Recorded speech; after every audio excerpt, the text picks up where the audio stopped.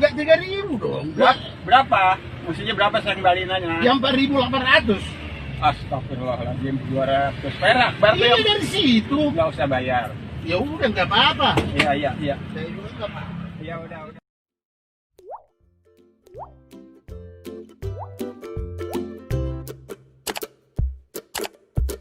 Sebuah video yang memperlihatkan perdebatan antara sopir angkut dengan seorang penumpang pria viral di media sosial.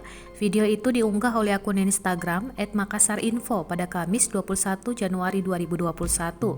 Video tersebut direkam oleh penumpang lain yang duduk di belakang sopir. Dalam video itu terlihat sopir angkut yang sudah tua. Ia nampak mengenakan kaos pendek, kopiah hitam, dan juga masker hitam. Sopir itu nampak memegang uang 5.000 dari penumpang pria yang berdebat dengannya. Sopir itu hendak memberikan kembalian sebesar 3.000. Namun penumpang itu menolak dan meminta uang kembalian sebesar 4.800. Sopir angkut kemudian mengembalikan uangnya dan meminta penumpang itu tidak usah membayar. Pengunggah menuliskan keterangan jika penumpang membayar 200 karena beralasan jaraknya dekat. Namun, pengunggah tidak menuliskan keterangan di mana dan kapan video itu direkam. Unggahan ini pun mendapat banyak komentar dari para netizen. Banyak netizen yang menghujat penumpang itu.